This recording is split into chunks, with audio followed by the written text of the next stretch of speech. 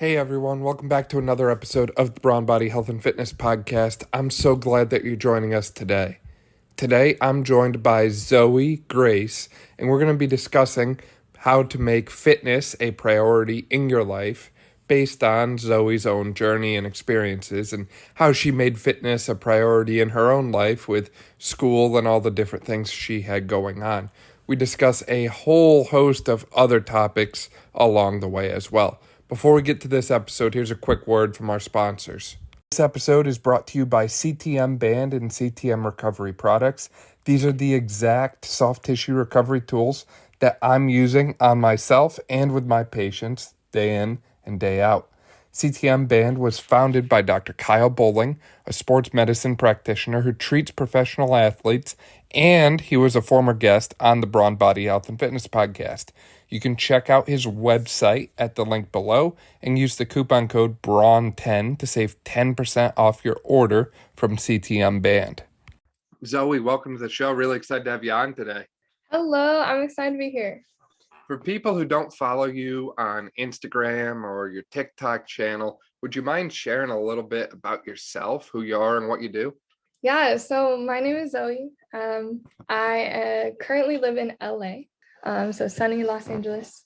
And right now I have two different fitness pages, one on TikTok and one on Instagram. And I kind of just use those platforms to share a little bit about my story and how I got started in fitness. Doing that kind of on the side. For sure. I'm sure you're really roughing it out there in LA. I'm sure the weather's terrible and it just sucks, right? Awful, not sunny at all. Was not 100 degrees this weekend. Oh man. Yeah. And over here this past weekend, we had like 30 degrees and snow. Quite a difference. Wild. We were sweating over here last weekend. AC was on. Really? Already? Yeah. That's crazy. But then again, I've never been to California, so I clearly don't know what that's like. Gotta come out. I'm curious, how did you get into working out and fitness and that sort of thing? Good question.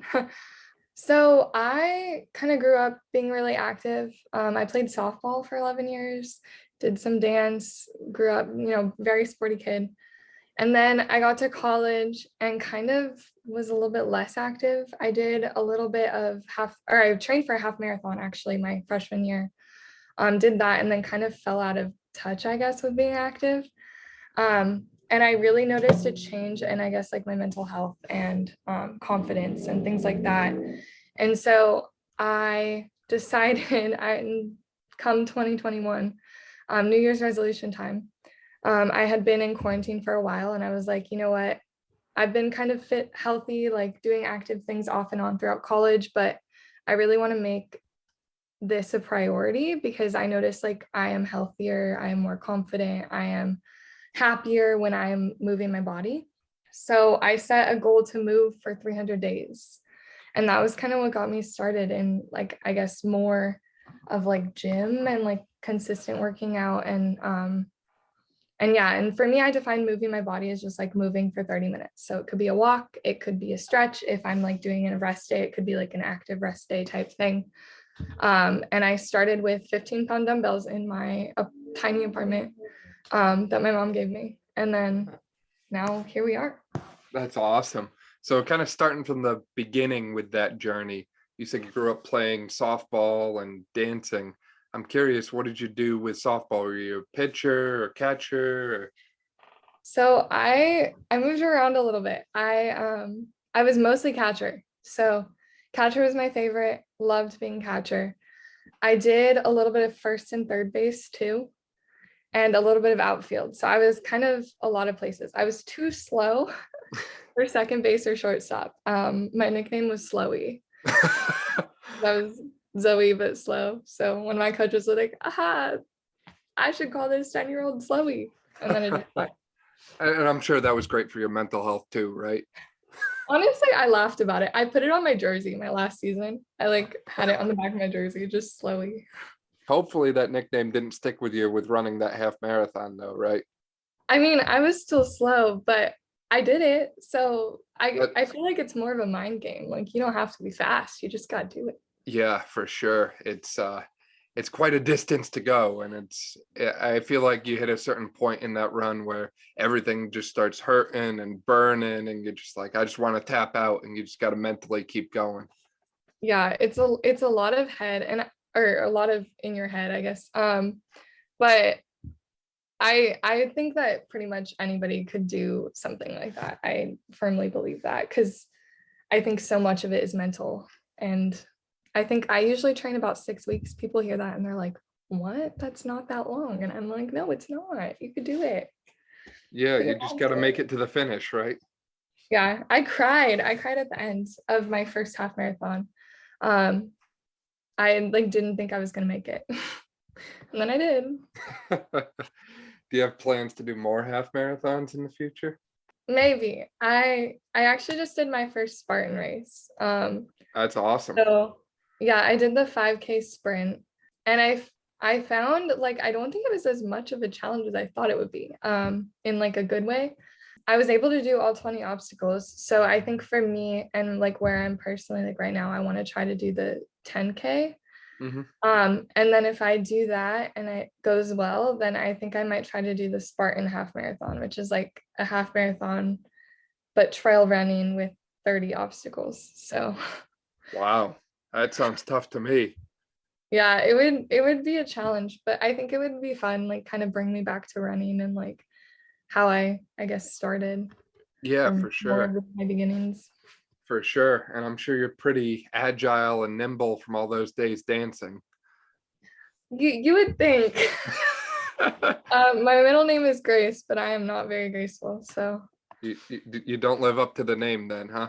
no, I could turn it on like on the stage for like recital, but I am a little bit of a klutz. So What kind of dancing did you do? I did ballet and point. So Oh, that's primarily, impressive. That's yeah. impressive. So I did that for a bit. I did a little bit of jazz, a little bit of contemporary, but my favorite was ballet.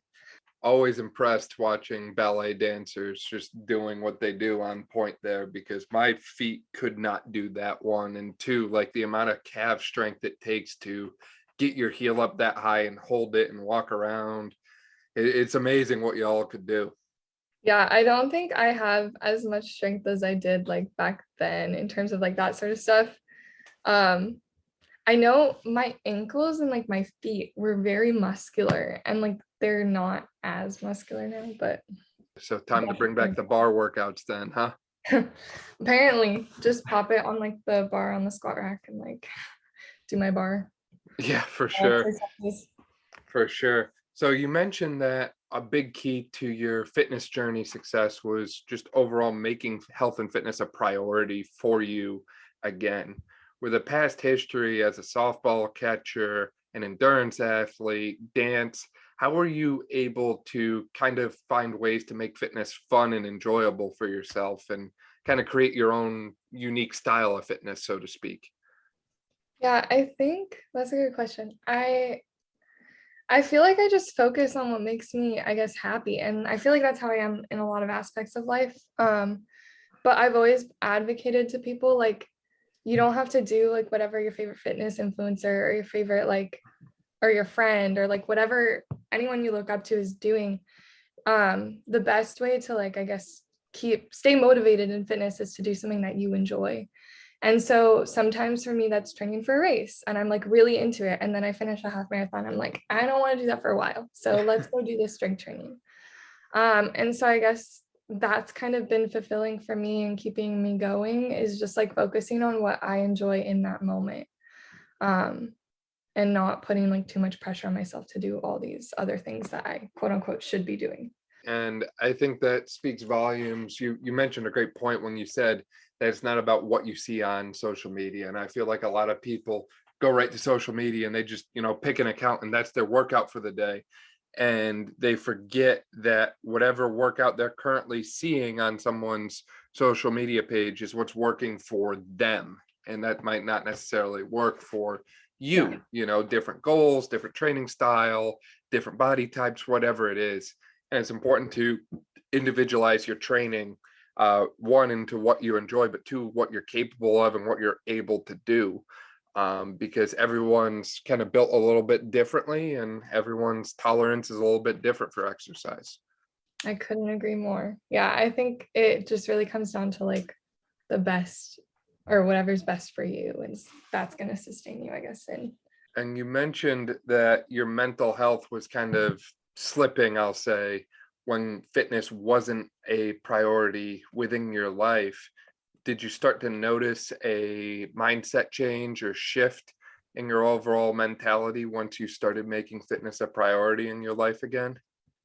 Definitely. It was big. I feel like I think the biggest thing was just confidence. And after like a month of being consistent, it was like I was astronomically more confident. I looked pretty similar, like I guess in terms of like how I looked, but just that internal confidence and like how I guess how that portrays too, because I had friends coming up to me that were like, you just carry yourself so differently, like in a good way. And I think that was like what a lot of people that were close to me noticed as well, is just like the confidence was like the biggest change. And I think that just made me really happy, or not them saying that, but the confidence made me happy, because like when you're confident, you're happier, you carry yourself differently. That I would say that was like the biggest difference. For sure. And when you have that confidence in something, such as yourself in this case, that tends to carry over into other areas of your life, not just health and fitness. Health and fitness was the catalyst in this case. It got the snowball rolling down the hill, but you kept that snowball rolling and it was able to have a positive effect on other areas of your life, I'm sure. Yeah, definitely. I think it was around the same time that I was getting into grad school too. So I had obviously related, some of it related to fitness, but also just in undergrad, I was I was a science major. So I was biochemistry. And I spent a lot of undergrad just feeling like I wasn't smart enough, or like I wasn't working hard enough, or like there were all these people that just got chemistry, got OChem, got biology. And so I spent a lot of time kind of doubting that, and like imposter syndrome, kind of like, do I belong to be here? Like that sort of thing. And so getting into grad school, I think was a huge factor for like confidence as well. Like around that same time was just like, I am capable. Like I do belong in this path. And yeah, so that was fun. For sure. And I feel like there's a lot of other people that have those similar thoughts, feelings, and beliefs at one point or another. And I think it speaks volumes to the kind of level of trust people have in themselves sometimes, or the level of self-confidence people have. I'm most familiar with physical therapy because that's kind of the field I'm going into. But there was a study that I had. It was at a peer-reviewed presentation in Pittsburgh, PA, back in the fall. They presented it, and it was looking at imposter syndrome in physical therapy. And it was like 40 to 50%, or some astronomically high number of new grad PTs felt like they had imposter syndrome. They didn't know enough to be doing the job, yada, yada, yada. And it's like, these are people that have graduated with a doctorate degree saying, hey, I don't feel like I know enough. So it's amazing how commonplace that kind of stuff is in our society today. And we're not really doing anything, in my opinion, to address the root cause of it.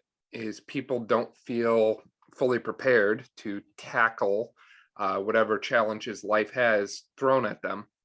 And health and fitness hits that root cause, because you are making yourself physically stronger and mentally resilient to the point where when life throws an obstacle in your path, you're more equipped and better able to overcome that obstacle that's in your way. Yeah, life throws some stuff at you, and sometimes it knocks you down. Sometimes, and I feel like that's what happened a lot in college with fitness. I was going to say, it sounds like you're speaking from personal experience here. Yeah, life throws some stuff at you. I've been there a few different times myself, and it doesn't matter what it is you're going through, whether that's a breakup or whether it's just questioning, am I in the right degree, right major? Am I doing the right thing with my job? Is there something with my family?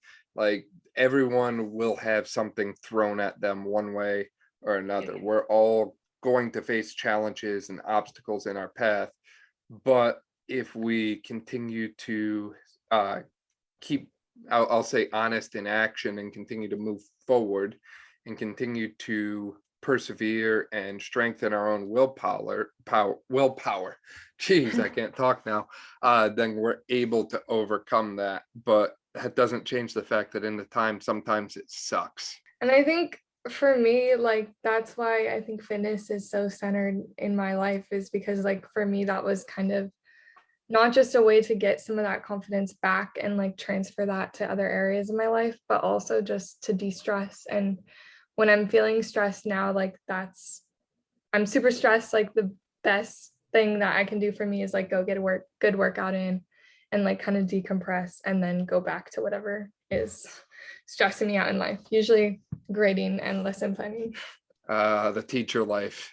So much fun. What's your I used favorite? to like play grading and like teacher when I was younger. And I would be like, oh my gosh, grading is so much fun. And it's not at all. You don't like grading or lesson planning, really?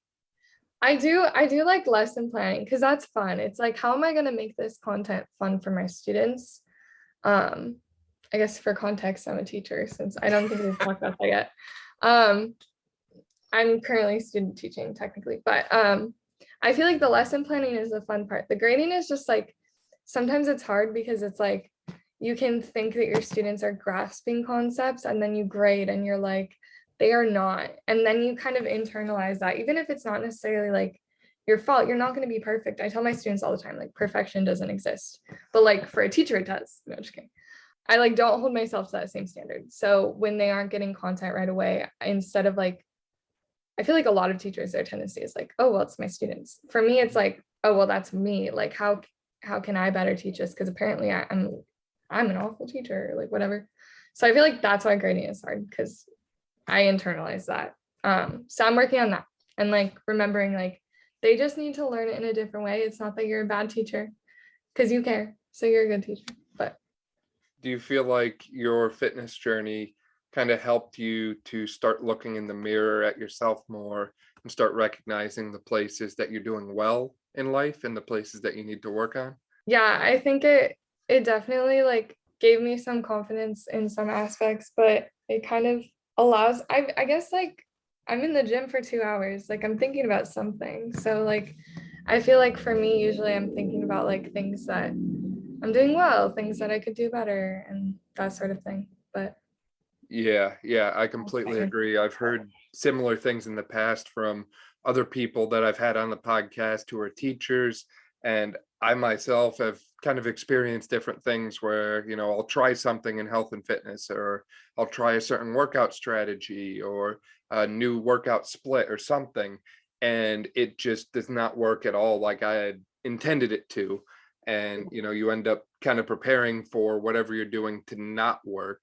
And I think that that makes you more honest with yourself, and you're able to better hold yourself accountable to the standard that you want to get to in whatever you're doing through that process of doing something and failing.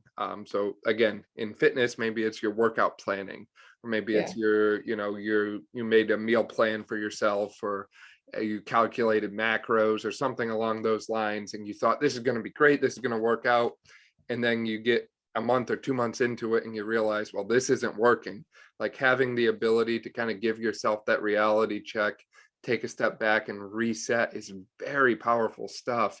And if you can do that successfully, start with yourself before you start pointing the finger at someone else for who's at fault. That's just overall very empowering stuff in life.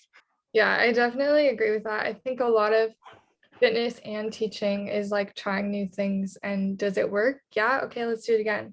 Does it not work? Okay, let's try something new. And just kind of like keeping that mindset and that like, I guess, a growth mindset in a way. But like not being afraid to like try new things and grow as a teacher, or as a fitness person. Right.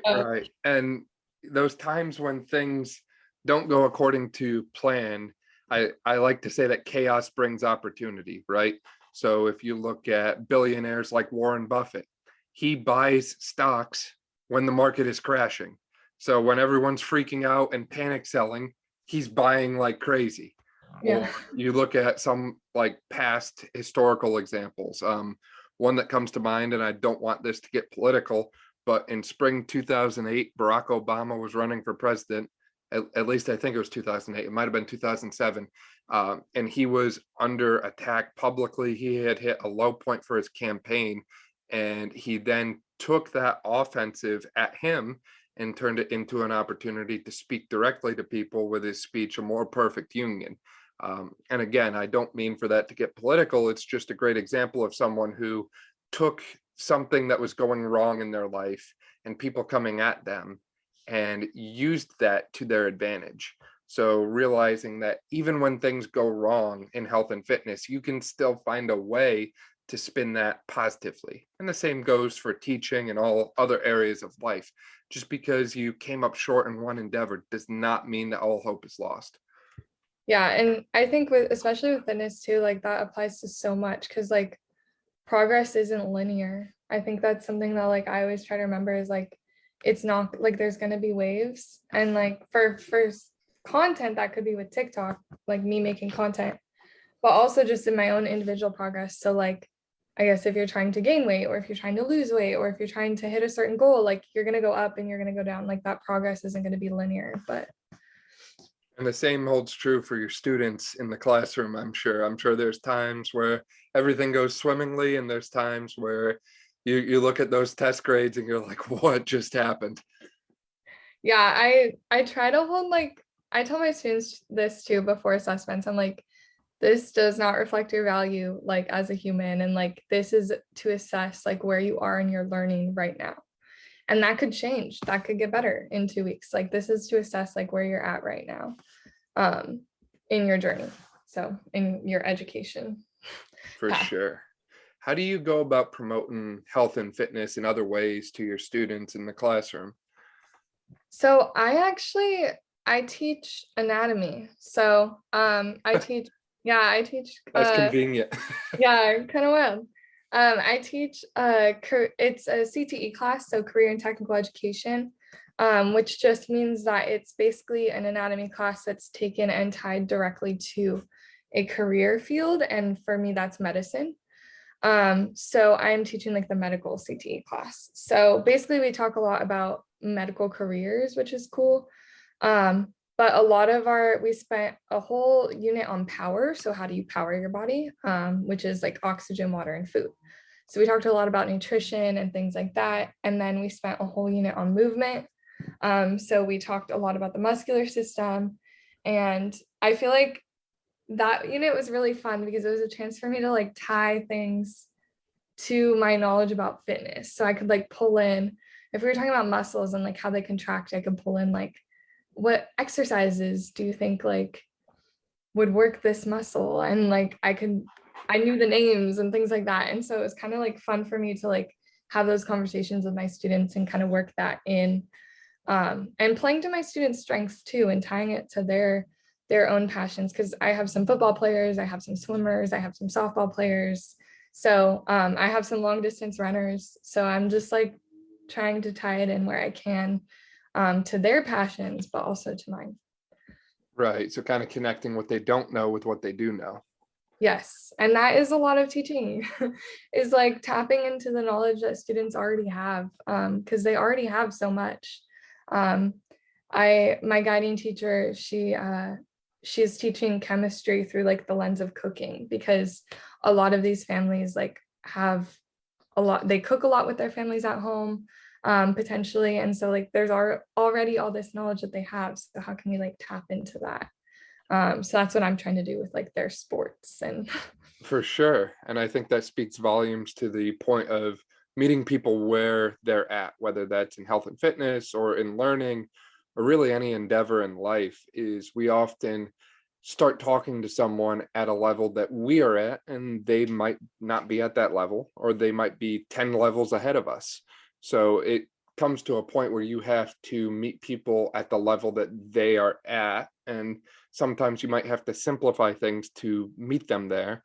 But in my mind, a true expert is not the person who takes something and overcomplicates it to the point where no one can understand it, but it's Yeah. someone who takes it, simplifies it to the point where anyone can understand it, and then they continue on together. Finding that connection, I guess, to whoever you're working with or your audience. I guess that's what I kind of try to do with TikTok and Instagram, is like connect it to who my audience is. Speaking of TikTok and Instagram, how have those channels been going for you? They've been good. It still shocks me. Just like I started my accounts less than a year ago. So it's just crazy that I'm able to like have a community already, albeit a small one, but a community of people. I'm planning trips to like meet some of my friends. I get DMs sometimes that are like, oh my gosh, you inspired me. And I'm like, that's the goal. But it's just crazy that I've been able to like build this community. I guess I'm still in shock every single day. Because I really didn't start posting consistently until around like August, October. So, or I guess I skipped September, August, September, October. Wow.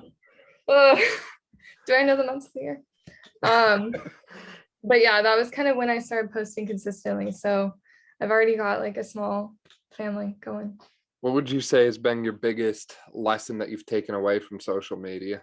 I feel like the biggest one, and like one I had in my Instagram bio for a while, but this is something that I like tried to carry in with me as I created my account, was just like aim to impact, not to impress. So like that's like the goal of my account, and that's something that I try to like remember as I'm posting, and like think about like, I guess when I get a hate comment or when this happens, like that's something that like I guess is rooted and like something that I've tried to take and apply to like I guess other areas of my life too. But You get a lot of hateful, negative kind of comments on social media, or a lot of like creepy remarks from people on social media? not, I would say not a ton. My following is like 80% women. So I stay on the right side of TikTok most of the time. Every once in a while, not that men would be the wrong side of TikTok, but sometimes I get a TikTok that hits like the older men, and it gets blown up on that side of TikTok, and that's when I tend to see a lot of hate comments. I think sometimes like some people still get really mad to see women lifting weights, and I feel like most of the time I don't see that on TikTok, but every once in a while I get on the wrong side of TikTok and I have a video. But it blows up my engagement. I find more people that connect with me and resonate with me, and then those people join my family. So And then you just destroy them in the comments casually, right? I actually try not to. I just remember, I mean, obviously I'm a teacher, so I have to like be careful of like the way that I'm like, I guess, posting on social media. But another part of that is just like, why fight hate with hate? So I feel like sometimes I'll respond with like a video if it's like really, really aggravating me, or like really, I guess, not aggravating me, because I don't even know that it would aggravate me that, or hate comments don't really aggravate me that much anymore. But like if it's something that's like, I don't know, really awful, like sometimes I'll respond with a video, but usually I just delete it, or I let my followers do it. I'm like, my followers got my back. Because like there's no point in me, like, I guess, fighting hate with hate. Yep.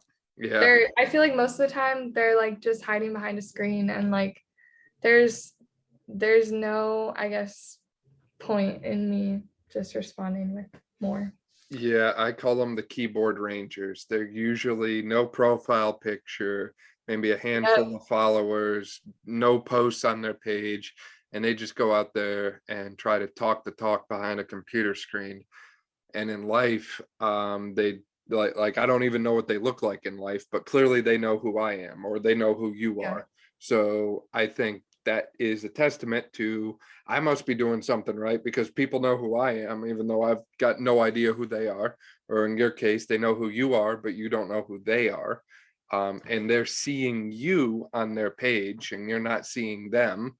But even though you kind of put yourself in that higher status or higher state, you're humble enough to hold yourself to that grounded level that we talked about before, staying at the same point as everyone else and not trying to act like, well, I'm better than you, or this or that or the other thing. Yeah, and I think I guess dealing with hate too, something I try to remember is like when I started, I was very nervous about like what people might think in my real life. Like I feel like a lot of people when they start their accounts related to fitness like might feel that.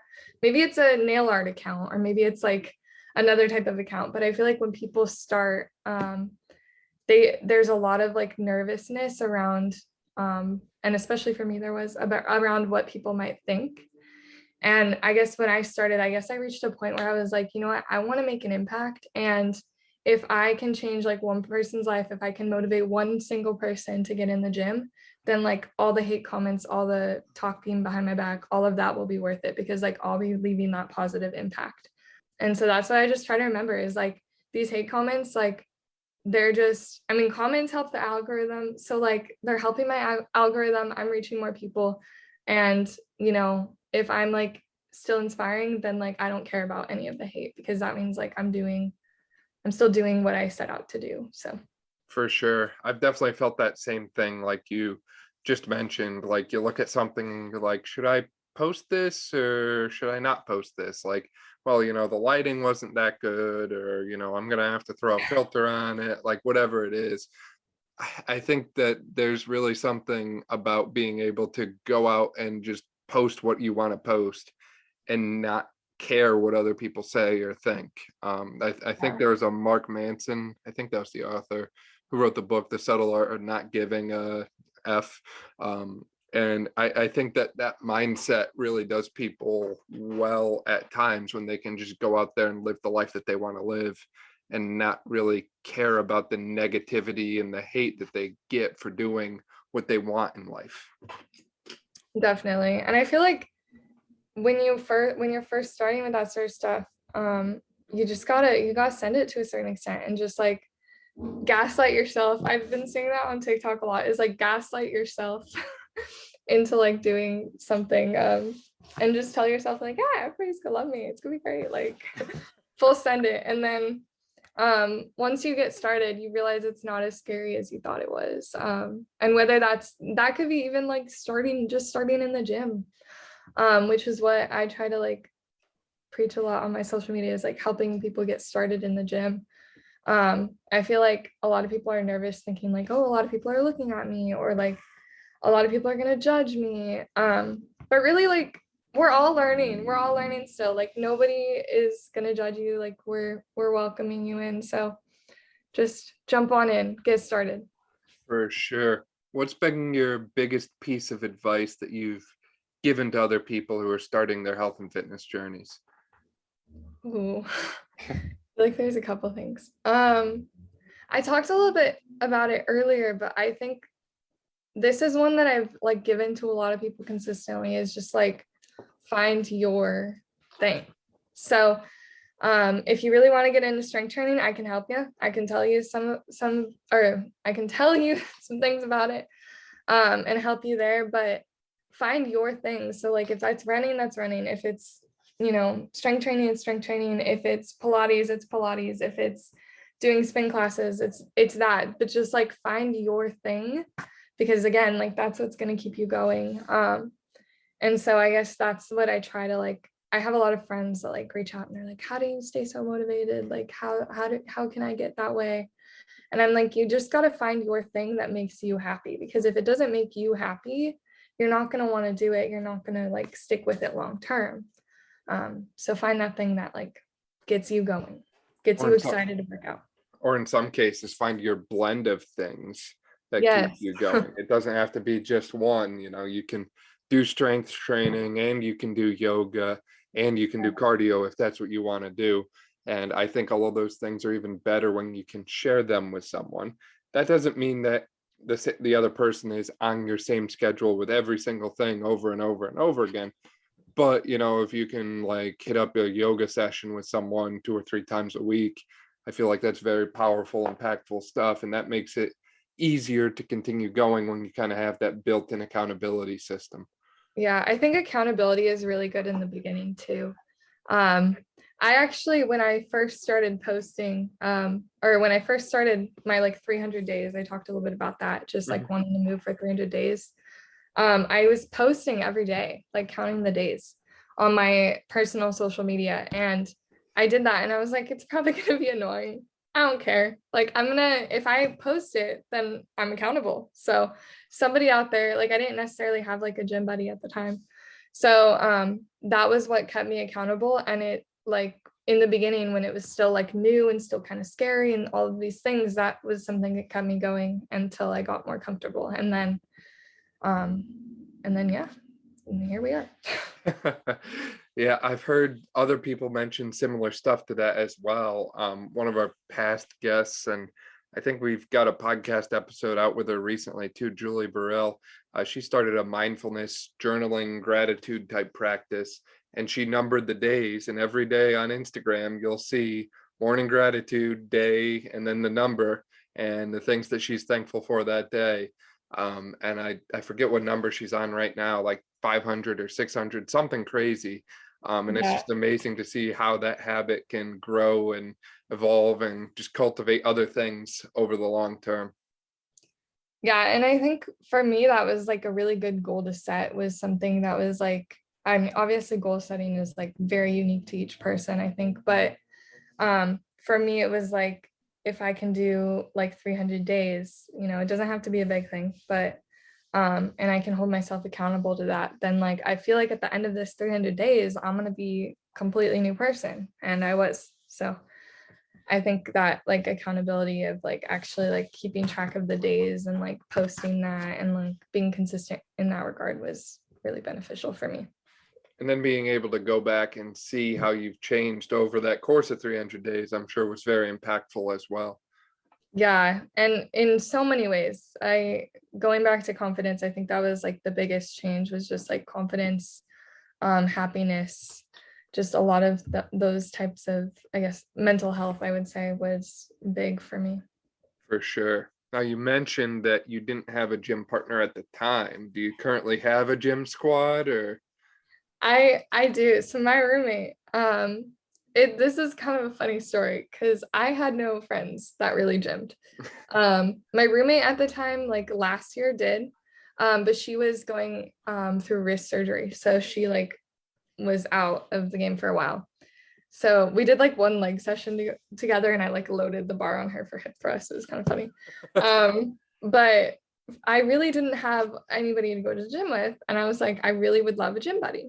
I have the LA Fitness Pass that gives me like a guest privilege. So I was like, I'll take you for free. Like, come on. And so my friend, I was like, hey, I want to go to the gym like every day.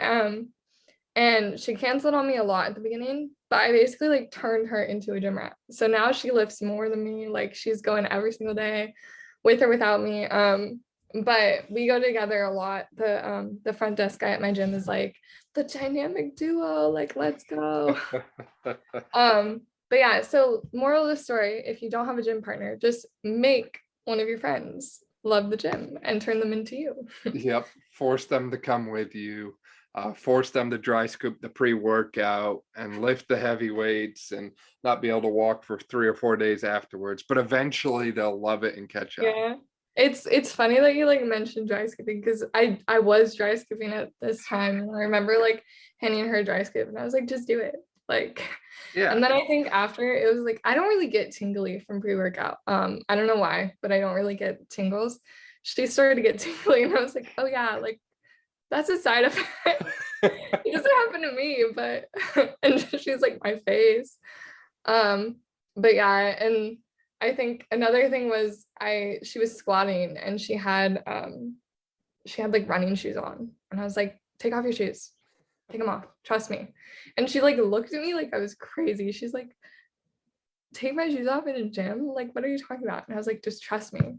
And then recently we had another friend come with us to the gym, and I told her the same thing. I was like, take your shoes off. And then because she had running shoes, and then my roommate was like, it sounds crazy, but like just do it. And I was like, oh, this is full circle. Yeah. Wow. That's funny. Yeah. It's been a while since I've brought like a brand new person to the gym with me to work out with me. But I just think back to the times in college when that was more frequently. And I've heard that same thing, or I like iso holds personally, call me crazy, but there's something about holding something for 45, 60 seconds that will challenge you like nothing else. So the one leg day, I was like a junior at this point. Everything was an ISO hold. So it was 4 sets of squats, except Oh each my set God. you held the bottom for 30 seconds. It was 4 sets of hip thrusts, except it was just a hold at the top for a minute each set. So it was a really fun workout, and I like it because it's different. It changes things up. It gets you away from the normality and counting Yeah. reps and all that. But the poor guy who came with me that day, he got like 2 sets into the squats, and he looks at me and he's like, "Dude, I don't know if I could continue." I'm like, "Oh, come on, you got it, you got it." He gets down on the third set, like 5 seconds in, his legs start quaking all over the place, and I'm like, "Yeah, this might not have gone as we planned." And it's just kind of amazing to see like where someone starts to compared to where they end up over time. And again, that evolution of what giving them a challenge and what pushing them to continue to pursue that challenge day in and day out can do for themselves in the gym and in life in general. Yeah. And I think in a way, like when I'm bringing my friends, like obviously I'm pushing them, but I think that's one of the best ways to get started in the gym is to like go with someone that you know, because it makes it a little less scary. Like I remember my first few days in the gym, I had been doing my at-home workouts and I had my roommate pre-wrist surgery. I went with her because she knew a little bit more. And I went with her and I was like, okay, I have a program by Whitney Simmons on this little app. I'm going to do this, but I don't know how to do this stuff. So I need you to show me this.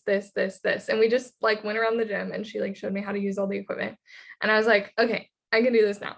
Thank you. And it made Right. it a lot less scary because I like tried it with a friend. And for some reason, I have so much more confidence when I'm like with a friend in the gym. I'm better now, like obviously on my own, I'm really confident. But especially in the beginning. And so that like helped me kind of figure everything out. And then I felt more confident like going and using that equipment. Cause I think that's the thing that scares a lot of people at the beginning is like, how do I use things? How do I how do I change the like settings on this machine? Or how do I load the barbell? Or where do I find this in this gym? It's just that can be kind of scary at first. It shouldn't be scary because I still like mess with equipment. I go to a new gym and I don't know how to use any of the machines. And I'm like, all right, let's figure this out. Right, right. And whenever I go to a new gym, the first thing I always look for is where can I warm up? Because I've got to loosen up before I get going. Yes. And so I kind of hunt my spot beforehand, and I just kind of survey the scene and that sort of thing. And if there's only like 3 squat racks in the whole gym or something like that, and I'm like making sure I can get in and get out because I don't want a line of people waiting behind me for it or something like that. And I feel like you mentioned lifting with a friend. I feel like that's a great way to connect with one another on like a more personal level, deeper level, and get to know each other better. I feel like if you're willing to sweat together and kind of see each other at your, I'll say like physically, like your more least appealing moments, at least in my Yeah. case, then you're able to connect on a lot deeper level. Yeah, I think definitely. And like, I feel like in a way too, you're going with a friend. If you're like the less experienced one, you're going with a friend and you're like, whoa, my friend can do a lot. Like, I Yeah. didn't know how strong my friend was, or kind of like that. Whoa, like they're kind of a, I don't know if I can say badass, but Yeah, say it. badass. Um, and I guess I said it, so there goes. But then if you're like kind of the more experienced one, then you're like learning more. I guess you're helping your friend, and like they're in I guess a little bit of a vulnerable spot, like trying new stuff. And so just like being able to like non-judgmentally like help them, and obviously you're getting to know them a lot. So a lot of side conversations too when I go with friends. I like never listen to music when I go with friends. Really? Wow. Yeah, if I do, like I have one AirPod in and but yeah, I feel like for music, I end up turning it off for like half my workout anyways, because my AirPods die. So like today they died. So most of my workout, I had no AirPods. Or I'm like, if I'm recording something for TikTok or Instagram, I can't listen to music while I record. So then I end up like not listening to music for like my heavy sets or my PRs or like any of that because I'm recording. And then if I'm with a friend, then I'm like usually it's paused. So Yeah. I end up not listening to as much music as I think I used to. You are much stronger than I am then, because I need the music to power me through. Someone told me in the past that there was a way to get the camera to record while keeping the music playing. Recently, I've just started using Snapchat to record it. Um, Oh, yeah, because then you can get the video but keep the audio going. oh, that's kind of smart. I just blew your I mind. uh, I think there's a hack somehow where you can do it with like your normal camera. Yeah. But I was too lazy to figure it out. I was like, I'll just go musicless while I record. Because I guess I'm don't mind it that much. That's a hot take, but I guess I'm just got my inner thoughts going. But yeah, I feel like when I do listen to music though, I listen to a lot of Taylor Swift, which is Yeah. another hot take. Right T now I've Swift been for the listening, workout. huh? You got T Swift going for the workout. Yes, she's got it all. She's got the bop, she's got the really sad songs, she's got really something for every mood I'm in. So Reputation, if I'm feeling like a baddie, I'm like, let's put on some Reputation. Uh, Um, big dare I ask who broke your heart? Nobody yet. Okay, okay, good, good. Yeah, we're chilling. I was Um, gonna I was gonna say, usually the people who tell me that they're listening to Taylor Swift for their workout, they've been through something. just I guess normal life. No, yeah, I don't know. I'm a big Swiftie. I have been since I was little, but yeah, right now I've been listening to country though, because I'm going to Stagecoach. So I've been like trying to like hype myself up for that. For sure, that's awesome. Yeah, I feel like country music, the right country music, can really hit different during a workout. That's what I was listening to this morning, actually. And again, it's not all country music. You need the right songs, but some Yeah. of them, oh my gosh. I feel like that's similar. I feel like some of them are like very slow or like I feel like I would like more of like the hype, I guess, country. So what's your go-to country right now? I've been kind of getting in the Stagecoach like mindset. So the headliners are Thomas Rhett, Carrie Underwood, and Luke Combs. So been listening to like this Stagecoach playlist, I guess. But I'm a big fan of Luke Combs and Thomas Rhett. So Right, and then I think, what is it? Lee Bryce, Lee Maren Bryce is really Morris, good. Maren Morris is really good. Love her. and then Yeah, there's Cody a lot of Johnson, I music. think, too. I love Cody Johnson, but he has really slow songs. So it's like if I'm in a slow song workout mood, which isn't often, but like if I'm really, really feeling like slow song, then Cody Johnson's good. For sure. Yeah, I usually go like Brantley Gilbert, Jason Aldean, and I Yeah. don't know if I should say this or not, but sometimes I'll go Kid Rock. I know a lot of people have mixed opinions on Kid Rock, but some of his stuff when you're fired up really hits different. I do. I like all of those. So I feel like those are all I have a lot of those on like my normal country playlist, which is insanely too long. I think it's like 24 hours. I need to like break it up into moods because I end up skipping half the songs because I'm like, I'm in this mood, or I'm in this mood. This is like all my country like songs that I like. It's way too long. I wish there was something that would do that for you automatically, I because wish. I hate going through a playlist of 1,000 songs and then being like, okay, I only want these 30, but like the first one is at the very top, this last one is at the very bottom, and everything else is just, dispersed Yeah. evenly within. I wish I could just like, okay, all the songs that I normally like on the gym or in the gym from this playlist, let's put those on a separate playlist without like having to go through individually and like add to playlist. Well, that's what is it, super chip or whatever, the Elon Musk thing that he's gonna like put the computer chip in your brain or whatever. Wasn't that? I have not heard of that. What is it called? I'll look it up now. There's some kind of like super chip computer thing that they were putting in people's brains, that like hyperlink or something like that. I forget what it's called. Oh my God. But Neuralink, and they're basically putting like a computer chip in people's like brain, and they're able to like power different things and do different things through technology. Like it allows your brain to function as like a PC. Apparently it's kind of like the stuff that you'd see in a sci-fi movie, but Yeah, apparently that's some real like futuristic stuff. Oh my gosh. yeah, Elon Musk. So coming soon to a person near you, I guess. To help with my Spotify sorting for the That's the whole purpose of it, you know. yeah, um nothing else. Just to help people sort their Spotify playlists. and Zoe, this has been an amazing episode on all kinds of different things. Is there anything else you want to share with those listening today? I guess I can do a little bit of a plug, I guess. But if you want Give to follow yourself a me, plug. Go off. if you want to follow me, Zoe Grace Fitness on TikTok and Instagram. Yeah, you're on Instagram, you're on TikTok. People should follow you. People should reach out to you and tell you how much they love the podcast and how much they love your content and how much they want to engage with you and how excited they are to hear about your upcoming journey to your CPT. Yes, I am in the process of getting my CPT right now. So I will be taking on new clients eventually.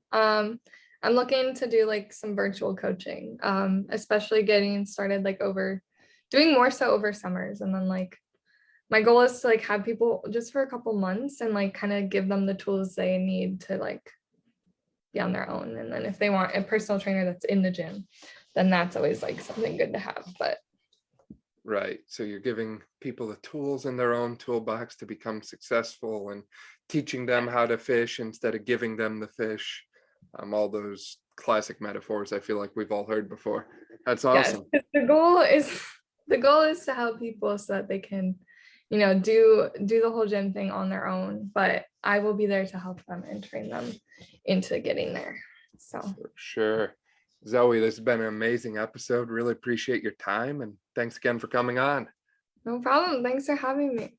Thank you so much for listening to this episode of the Brawn Body Health and Fitness Podcast. If you liked this episode, please make sure to share it with a friend, subscribe so you don't miss any of our upcoming episodes, and leave a review. This way we can spread knowledge and motivation and help reach more people. Thank you again for listening, and I'll see you next time.